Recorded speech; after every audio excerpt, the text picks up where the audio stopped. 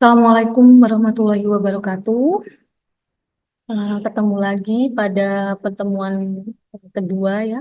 Kali ini, bagaimana kabar kalian hari ini? Semoga semuanya yang PKL dalam keadaan sehat dan bisa mengikuti pembelajaran sejarah kali ini dengan seksama ya.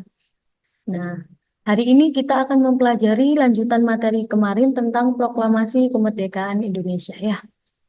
Oke, jadi saya harap kalian bisa menonton video kali ini dan dan membaca materi yang sudah saya share karena nanti di akhir ada penilaiannya ya. Jadi nanti di akhir ada penilaian sehingga itu membuat penilaian tersebut nantinya menjadikan absensi harian kalian. Jadi selama PKL ketika itu kalian menonton video ini, membaca materi ini dan mengerjakan tugas berarti itu dianggap absensi kalian ya.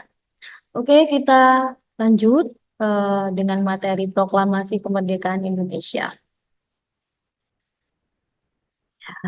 Ini Proklamasi Kemerdekaan Indonesia. Mungkin ini sudah tidak asing bagi kalian ya. Kemarin kita mempelajari sampai peristiwa apa ya, Rengas Dengklok atau peristiwa terjadinya antara golongan muda dengan golongan tua, di mana antara golongan muda dan golongan tua itu terjadi perbedaan pendapat ya. Nah, ini akhirnya berakhir dengan suatu peristiwa yang namanya peristiwa Rengas Dengklok. Mungkin juga peristiwa Rengas Dengklok ini sudah tidak asing bagi kalian, mungkin sudah dipelajari mulai dari SD, SMP, bahkan sekarang SMK pun kalian akan mendalami sejarah ya. Peristiwa Rengas Dengklok. Peristiwa Rengas Dengklok itu adalah peristiwa yang dilakukan oleh sejumlah golongan pemuda ya. Jadi peristiwa Rengas Dengklok itu peristiwa penculikan yang dilakukan oleh sejumlah orang pemuda di antaranya Wikana, Aidi, dan Hairul Saleh ya terhadap Soekarno dan Hatta ya. Jadi kenapa sih kok diculik tuh? Kenapa kok diculik? Karena pada saat itu yang kemarin kita pelajari terjadi perbedaan pendapat antara Soekarno dan Hatta dan golongan muda ini terkait kapan sih kemerdekaan itu dilaksanakan. Golongan muda ini kan menginginkan dilaksanakan secepat mungkin. Nah, sedangkan golongan tua, Soekarno, Hatta itu menginginkan kemerdekaan itu dilaksanakan tunggu sidangnya PPKI. Nah, oleh sebab itu karena terjadinya perbedaan pendapat tersebut sehingga muncullah oh penculikan ini.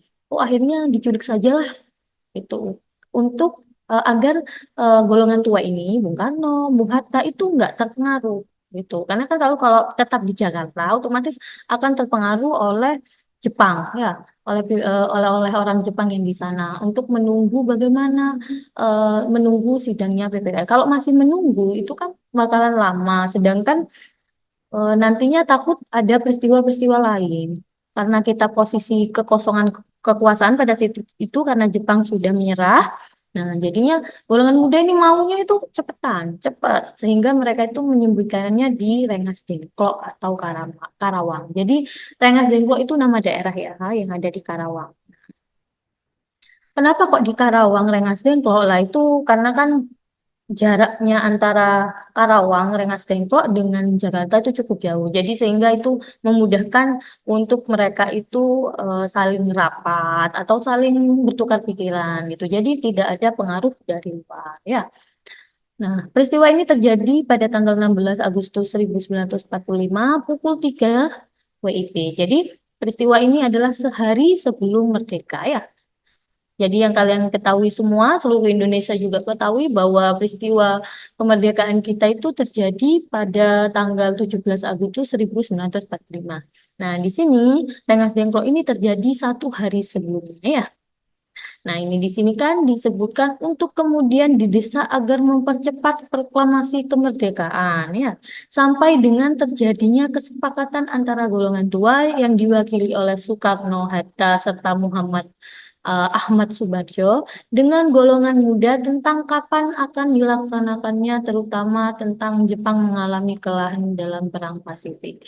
Jadi sudah jelas di sini bahwa Antara golongan tua dengan golongan muda itu terjadi perbedaan pendapat yang cukup susah untuk ditengahi. Akhirnya ada inisiatif untuk mereka menculik agar tidak terpengaruh dengan Jepang ya. Tetapi dari peristiwa Rengas Dengklok ini akhirnya memang ada kesepakatan. Nah, di sini ini ada beberapa gambar terkait eh, peristiwa Rengas Dengklok di mana ada perundingan antara golongan muda dan golongan tua. Bisa kalian lihat di PPT sebelahnya ya. Kemudian setelah tercapainya kesepakatan antara golongan muda dengan golongan tua di Rengas Dengklok, maka selanjutnya mereka sudah mulai mempersiapkan proklamasi kemerdekaan. Di antaranya, mereka melakukan penyusunan naskah proklamasi, pembacaan proklamasi kemerdekaan. Ini di mana pembacaan proklamasi kemerdekaan ini yang dimaksud yang terjadi pada tanggal 17 Agustus. Kemudian kemudian penyebaran berita proklamasi kemerdekaan. Yang terakhir adalah sambutan terhadap proklamasi kemerdekaan.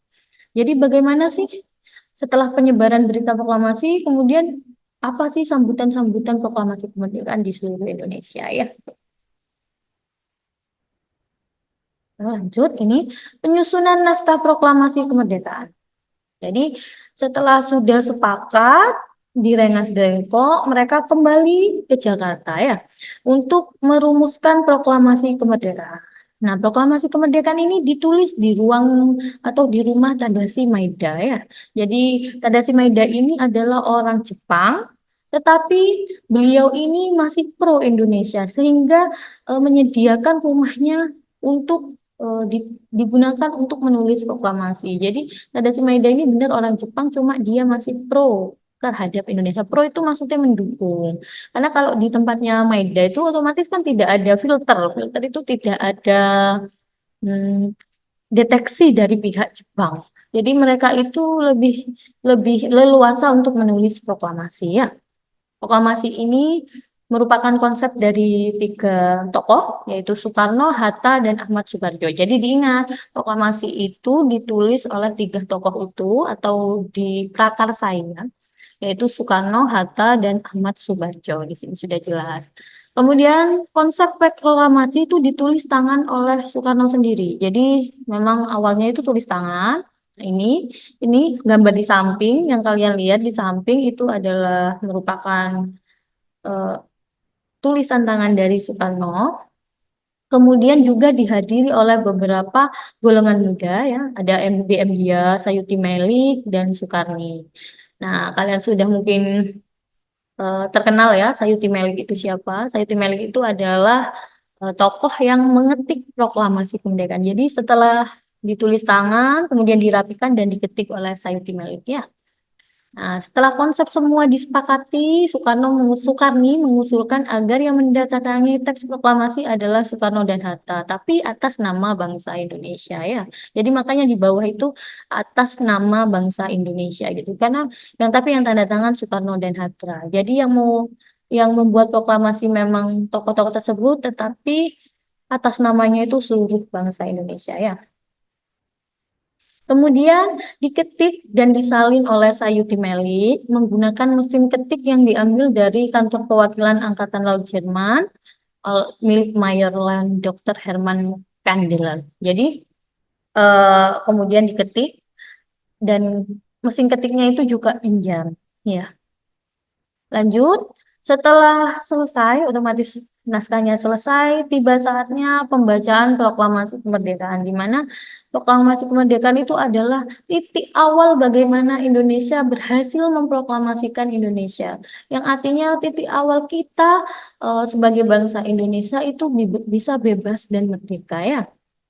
Karena sudah sangat lama sekali kita itu dijajah sama mulai pertama itu kalian sudah pahami sebelumnya mulai dari Spanyol, Portugis, Inggris, Belanda yang hampir tiga setengah abad dan terakhir ini Jepang. Jadi cukup lama bangsa Indonesia itu mengalami penderitaan, punya bangsa sendiri, tetapi dia tapi negara tersebut dijajah oleh bangsa asing. Jadi itu sudah sangat sangat lama sehingga pada titik ini pada tanggal 17 Agustus 1945 yang merupakan awal bangsa Indonesia tersebut berdiri di kakinya sendiri yang menyatakan bahwa siap merdeka ya. Makanya proklamasi kemerdekaan itu sudah kalian tahu sendiri mulai mungkin kalian yang kecil ya sekolah sudah pasti dirayakan secara meriah ya karena memang itu adalah awal kita menjadi bangsa yang seperti sekarang.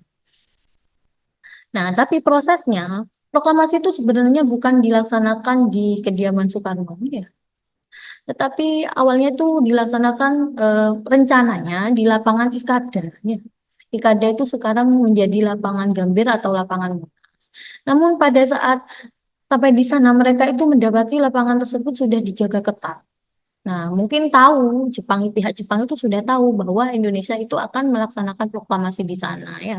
Makanya sudah dijaga ketat. Oleh sebab itu untuk menghindari pemberontakan atau menghindari gesekan-gesekan, mereka memindahkannya di rumah Soekarno yaitu letaknya di Jalan Pegangsaan Timur Raya Timur nomor 56.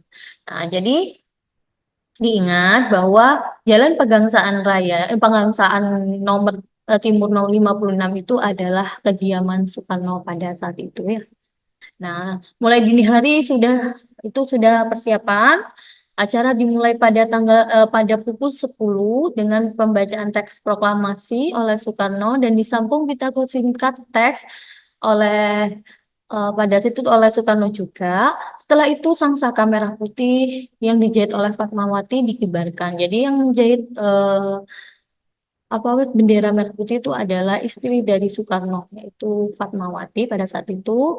Dan kemudian disusul oleh sambutan Suirjo, wakil wali kota Jakarta pada saat itu, dan Muardi, pimpinan barisan pelopor. Jadi pada saat itu seperti upacara-upacara resmi lainnya dimulai dengan proklamasi, pidato singkat, kemudian sambutan-sambutan lainnya ya. Acara dilanjutkan dengan pengibaran bendera putih. Bendera itu sudah dijiapkan dan dijahit sebelumnya oleh Fatmawati setelah adanya janji kemerdekaan dari Koiso. Jadi setelah Jepang itu menjanjikan kemerdekaan pada saat itu yang kemarin kita sudah pelajari pembentukan PPKI dan lainnya. Nah, Fatmawati ini sudah menjahit atau sudah mempersiapkan bendera tersebut. Tetapi kan tidak ada hasilnya ya pada saat itulah. Karena ini sudah proklamasi, maka bendera tersebut digunakan ya. Kemudian pada awalnya SK Timurti yang diminta untuk mengerek bendera atau mengibarkan bendera, namun ia menolak dan meminta Latif yang melakukan dengan dibantu oleh Suhut pengibar bendera dan diikuti dengan menyanyikan lagu kebangsaan Indonesia Raya. Jadi yang mengerek bendera merah putih pada saat itu 17 Agustus saat itu adalah Latif dan Suhut. Itu perlu diingat juga. Kemudian peristiwa proklamasi diabadikan dalam foto oleh Franz Mendur dan Alex Mendur. Jadi pengibaran bendera pada saat itu, video-video yang tersebar, kemudian foto-foto yang tersebar ini seperti di gambar samping kanan kalian di PPT, itu foto-foto itu yang tersebar adalah hasil karya Franz Mendur dan Alex Mendur. Tetapi yang punya Alex itu dirampas dan dihancurkan oleh tentara Jepang karena ketahuan mereka merampas dan menghancurkan foto-foto tersebut. Nah, yang kita saksikan sampai saat ini, nah, yang banyak di internet, di buku-buku itu adalah karya Franz Mendur. Jadi, nah, foto-foto proklamasi yang kita saksikan saat ini adalah karyanya Franz Mendur. Ya, kenapa Bu kok dihancurkan? Ya jelas, karena ketahuan dihancurkan tujuannya Jepang agar proklamasi itu tidak tersiar kemana-mana ya. Bagaimanapun meskipun Jepang itu menyerah pada saat itu terhadap sekutu, tetapi mereka masih ingin menjajah Indonesia ya, tapi tidak punya kekuatan. Oleh sebab itu kemerdekaan atau proklamasi ini memang sudah menjadi kesempatan yang paling bagus bagi bangsa Indonesia untuk segera memerdekakan ya. Nah, ini ada penyebaran berita proklamasi. Jadi setelah proklamasi itu dibacakan, nah berita ini segera akan disebarkan ke seluruh Indonesia ya. Jadi lewat-lewat radio, lewat surat kabar dan sebagainya nih. Kalau surat kabar ini melalui Suara Asia nih, Proklamasi Indonesia Merdeka. Jadi di samping kalian ini adalah foto surat kabar kala itu. Nah, proklamasi kemerdekaan yang dikambangan pada 17 Agustus 1945 berhasil disebarkan oleh Emfus melalui stasiun radio Domei. Domei ini memang milik Jepang ya. Jadi pada saat itu semuanya itu radio, surat kabar itu juga awalnya milik Jepang ya. Kita karena posisi dia jajah, kita tidak bisa punya radio sendiri, tidak punya media sendiri. Jadi itu semuanya memang pihak Jepang ya. Pihak Jepang yang mengetahui hal ini memerintahkan untuk menghentikan penyebaran berita. Nah, ketika sudah lewat punya Jepang, otomatis mereka harus sudah segera menghentikan berita tersebut. Tetapi kita itu orang-orang Indonesia itu tidak kehilangan akal, tidak kehilangan semangat ya. Meskipun sudah Jepang itu eh, dengan berbagai cara dengan berbagai caranya Jepang untuk agar proklamasi itu tidak berhasil, tidak disebarkan itu, tetapi golongan muda, golongan tua atau tokoh-tokoh Indonesia itu memiliki semangat juang yang luar biasa ya. Meskipun mereka proklamasi berhasil sampai di beberapa daerah, nah, tetapi meskipun itu sama Jepang tidak diperbolehkan, tetapi berhasil sampai di berbagai daerah, ya, karena diteruskan dari masyarakat dengan Waidan, kepala bagian kantor Dumai, ya, yang memerintahkan Enfus untuk terus menyiarkan berita itu setiap setengah jam hingga pukul 4 untuk menghindari sensor dari Jepang ya.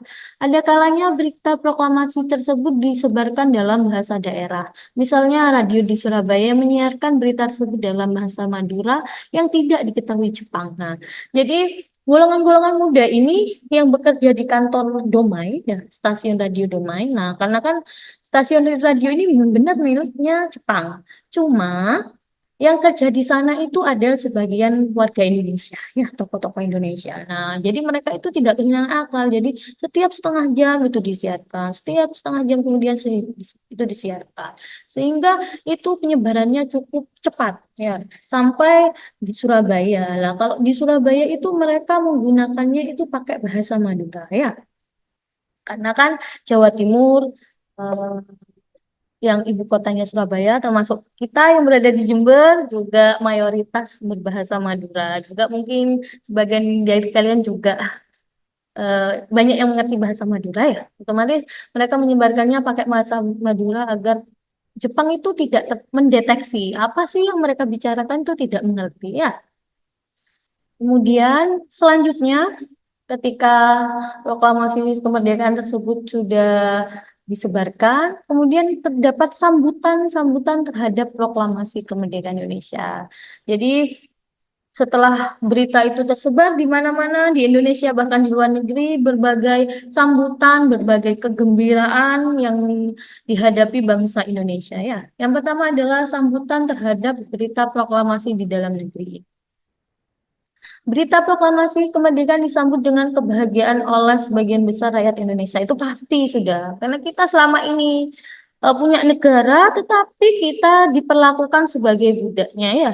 Tidak bisa mengeluarkan pendapat. Kita tidak bisa hidup secara normal seperti sekarang. Kita tidak bisa bersekolah. Ya, itu tidak bisa semuanya. Benar hanya punya negara, tetapi kita tidak bisa menikmatinya. Ya. Otomatis dengan adanya proklamasi ini adalah merupakan tonggak awal kita itu gembira, tonggak awal itu kita merdeka ya. Nah, jadi banyak euforia ini, euforia itu perasaan gembira ya. Jadi mereka ingin segera mengambil alih kekuasaan dan persenjataan dari tangan Jepang. Kemudian beberapa di antara mereka berjalan dengan damai atau tanpa perlawanan dari pihak Jepang atau tentara Jepang. Kemudian ada yang secara damai tetapi ada pula yang bentrok. Ya mungkin karena sudah saling bertemu akhirnya bentrok juga itu dengan yang terjadi di Surabaya. Jadi banyak sambutan-sambutan. Kemudian ada respon dukungan terhadap proklamasi Indonesia juga diwujudkan dalam bentuk grafiti atau tulisan dinding di bangunan di berbagai kota. Grafiti ini menunjukkan semangat atau euforia kemerdekaan Indonesia. Jadi banyak pula yang menulis di tembok-tembok, kemudian di gerbong-gerbong kereta, ya.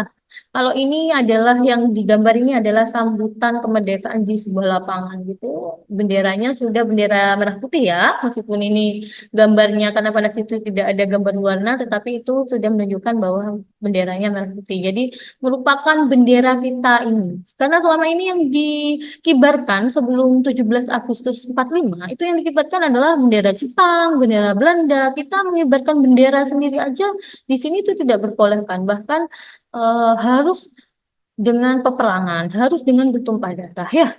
Makanya dari sini kita sudah bebas, merdeka pada saat itu, makanya euforianya itu sangat kental ya.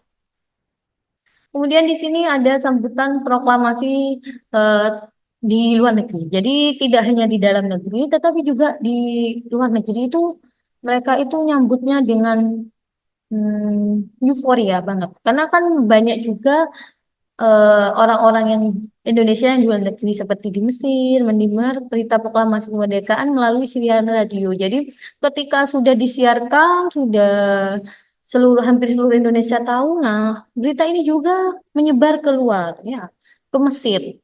Nah, dan daerah-daerah negara-negara lain. Berita ini tidak hanya disambut gembira oleh bangsa Indonesia, tetapi juga orang-orang Mesir yang mengulas dan memberikannya dengan penuh simpati melalui media massa. Jadi sambutan itu tidak hanya bagi dalam negeri, tetapi juga bagi luar negeri juga. Karena mereka tahu, luar negeri pun itu tahu bahwa kita itu sudah sangat lama banget dijajah, gitu ya. Karena pada saatnya kita bisa merdeka, itu juga mendapat sambutan pula atau apresiasi dari luar negeri. Dan perlu kalian ketahui juga, Mesir merupakan negara pertama kali yang mengakui bahwa kita merdeka, ya. Jadi Mesir. Jadi perlu kalian ingat, ya. Oke. Kemudian dilanjut ini tugas. Tugas kalian ini ada Google Form. Jadi tugasnya itu di Google Form ini bisa diklik atau kalian bisa diklik di materi. Nah, di materi tersebut bagian bawah itu ada Bu Evi sudah selipkan tugas. Nah, ini ada Google Form. Nah, di sini diisi. Kalian ngisinya itu lewat Google Form. Jadi tidak usah pakai upload file karena di situ ada pilihan ganda dan uraiannya.